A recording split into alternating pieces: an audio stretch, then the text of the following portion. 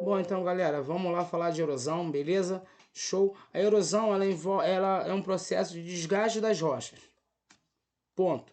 Só que ela envolve três processos em um só, tá? É o desgaste, o transporte e a sedimentação dessa rocha, tá? O que é sedimentação? É a deposição em outro lugar, beleza? Então a erosão, para acontecer de forma completa, ela nunca acontece de forma incompleta. Ela sempre acontece nessa forma de três processos em um só: desgaste, transporte e sedimentação, tá? Em outros lugares. A ação fluvial dos rios, tá? Os rios sempre vão erodir dentro dos seus cursos, tá? Essa erosão dentro dos seus cursos é normal e rotineira, por isso que eles correm, tem início, meio e fim, tá? Então, desde a sua nascente, eles vão erodir o solo por onde eles vão passar, beleza? E um rio de planície, como a gente está vendo aqui no cantinho de baixo, ele vai erodir muito mais, assim. Por quê? Porque ele é um curso mais lento, tá? Cheio de curvas que a gente chama de meandros, tá? Ele erode, ele desgasta a parte de fora da curva anterior, né? E deposita transporta com a água e deposita esse sedimento dentro da curva posterior, ou seja, a curva depois, tá?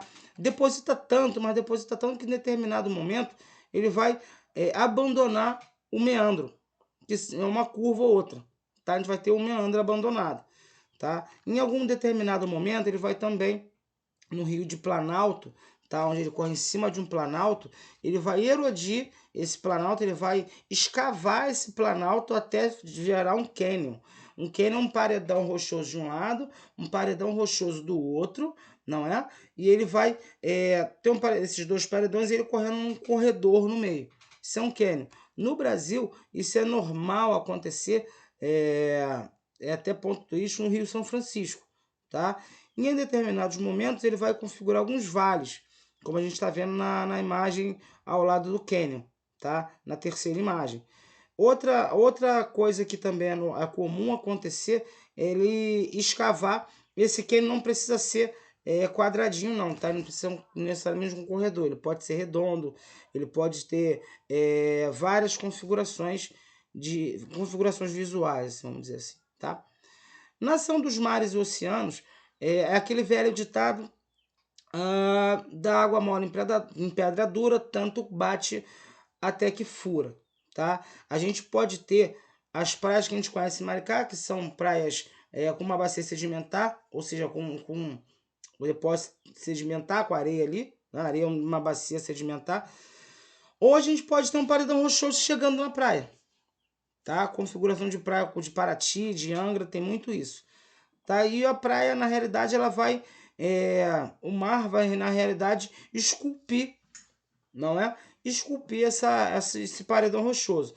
Na primeira imagem ao lado do texto, na imagem acima, a gente pode ver que a gente tem algumas. A gente chama de morro testemunha, né? Dentro do mar, lá dentro do mar, tá? Esses morros testemunha, a linha do relevo vinha ali. Vinha ali.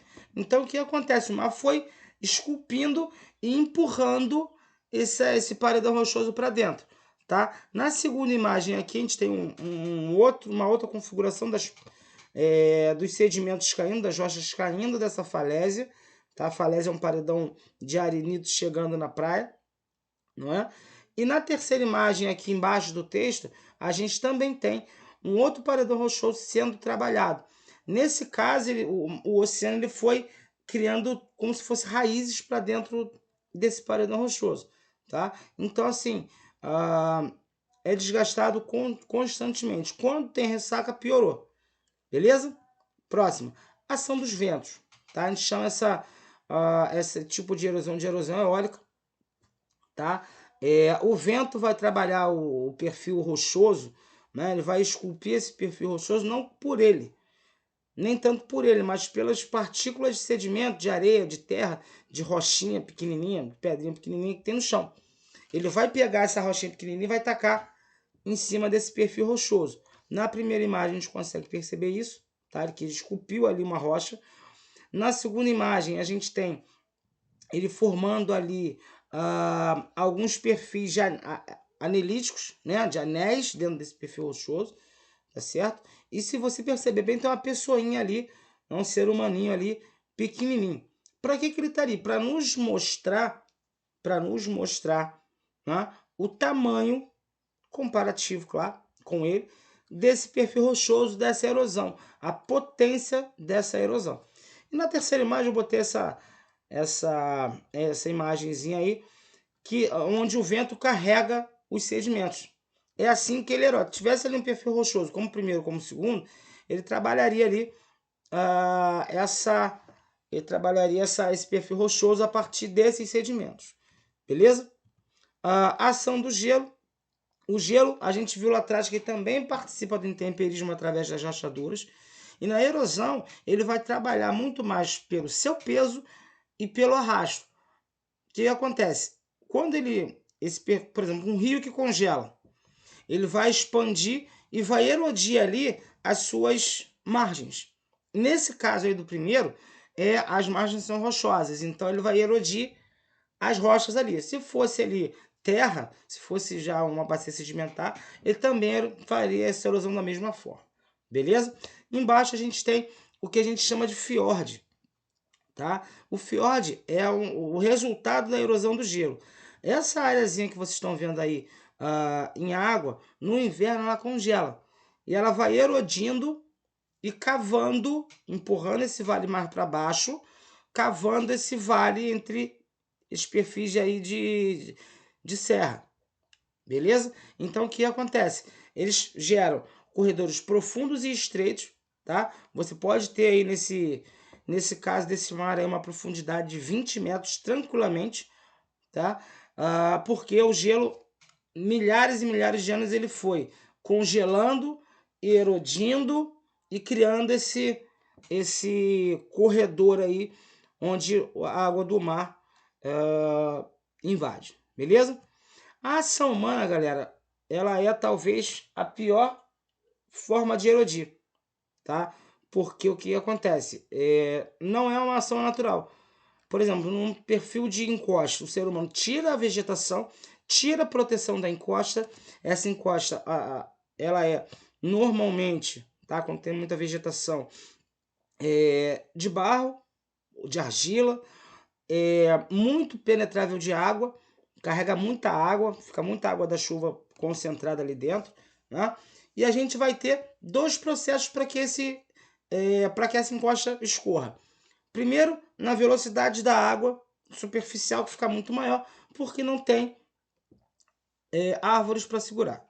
Segundo, que ele fica muito carreado de água, fica igual uma esponja de água, o peso fica muito grande, porque já tem os pesos das casas que são construídas ali, está vendo na imagem, e também tem o peso da água, que está somatizando aí a ação da gravidade e escorre aquela encosta.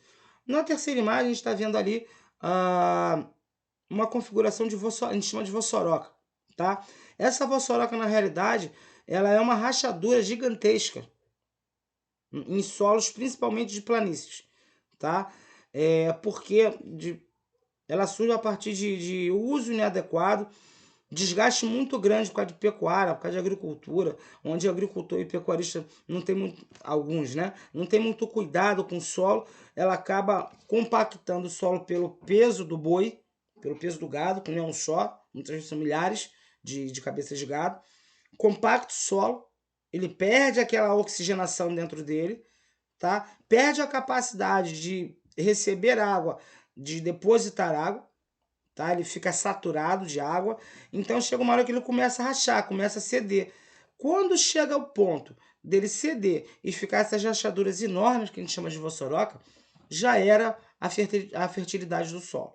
Então, assim, você não planta mais nada ali. Futuramente, esse pastozinho que está ali não vai rolar também, né? Então, ele tem que mudar o gado para outras áreas, onde ainda tem uma certa fertilidade, não é? E ele vai perdendo áreas, beleza? A imagem de cima eu coloquei propositalmente, porque a gente tem um caso, pelo menos um caso desse Maricá.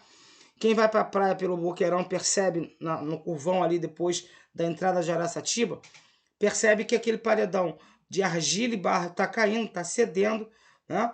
Porque tirou, cortou sem fazer uma proteção, cortou aquele perfil de solo ali, né? Não se colocou uma proteção. A cada chuva você tem, cada chuva mais forte, você tem a queda de blocos de argila dali, e você tem uma casa na beiradinha do penhasco. Ou seja, futuramente, infelizmente, a previsão que nós temos, principalmente essa galera que trabalha com geografia, com geologia, eu vivo disso, passo ali, toda vez passo dirigindo, eu tenho que dar uma olhada no como é que tá aquilo ali. E de vez em quando a gente vê ali alguns blocos de rocha, alguns blocos argilosos soltos, diferentes do que a gente tinha visto anteriormente, no dia anterior. Tá? É questão de área aquilo ali. Tá? É normal de cair blocos de argila ali. Infelizmente, a previsão é uma tragédia. Tomara que a família se conscientize, saia da casa, vá morar em outro lugar, se tiver como fazer isso, logicamente, não é? Mas tomara que estejam já se movimentando por isso, porque dentro de poucos anos a gente vai ter aquela casa, infelizmente, vindo a cair. Aquela casa já deve estar toda rachada por dentro. Nunca tive oportunidade de entrar, também não vou lá pedir pro cara, deixa eu ver tua casa como é que é, vou fazer isso também. Mas a grande previsão é essa, tá? Essa imagem retrata quase que fielmente o que está acontecendo ali. Beleza? Então até a próxima, galera. Muito obrigado pela atenção. Até a próxima. Semana que vem tem mais material. Façam as atividades. Lembra daquele papo que eu dei no chat. Não deixem de fazer, não deixem de assistir o vídeo. Se puder dar o like lá no YouTube pra gente também, que é importante. Tá? São vídeos privados, então se tiver like vai ser muito legal. Muito obrigado, um grande abraço. Centro Educacional Milton Muniz, até semana.